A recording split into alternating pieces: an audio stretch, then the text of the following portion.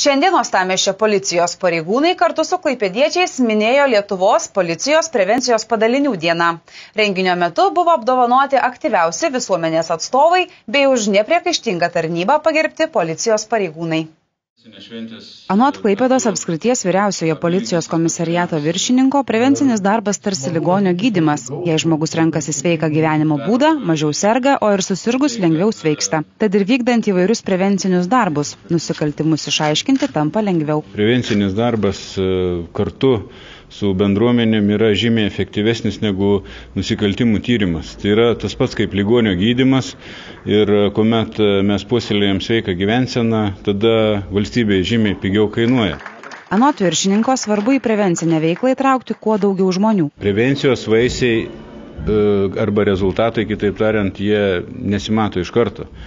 Ir tuos rezultatus pamatai tik tai tada, kada būtent įsikūrė saugios kaiminystės grupės, kada atsiranda aktyvūs žmonės, kurie tiki tą idėją, tiki, kad galima pasiekti daug ir labai minimaliom sąnaudom, tiesiog būdami kartu, pažindami savo kaimyną, pasikeisdami telefonais, tiesiog bendraudami, nes nepaslaptis, kad netgi vienoj laiptinėje ar vienam aukšte gyvenant žmonės nepažįsta vieni kito, todėl tai yra raktas nusikalstamai veikai.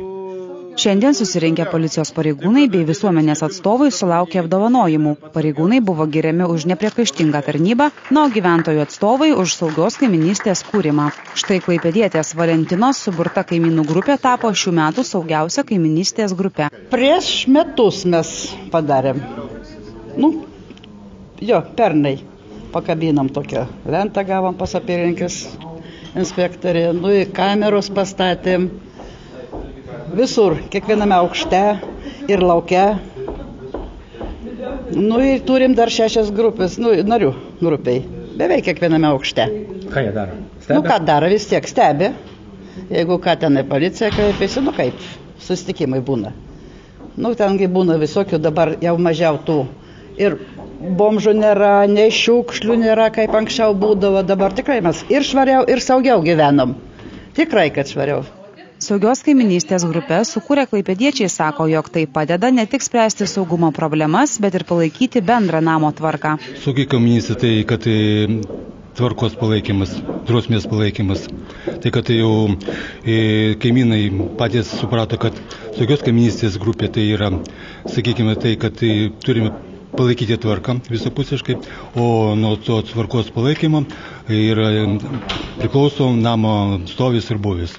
Policijos padėkų sulaukė ir kiti talkininkai. Štai policijos rėmėjai negaili savo laisvo laiko ir pareigūnams talkina viešų renginių metu ar gelbsti patruliuojant. 2 metus policijai talkinantis Robertas sako, jog įspūdžių šioje veikloje netrūksta. Įsimintiniausia buvo prevencinė veikla, kurią vykdėme kartu su policijos pareigūnais ir ta priemonė buvo vykdoma prieš laisvo elgesio moteris. Tiesiog buvo patirtis padaryti tai, ko niekada nedarai, net ieškoti tų kontaktų ir bandyti susitikti, tai tas toksai buvo didžiausias iššūkis gyvenime. Kaip sekėsi?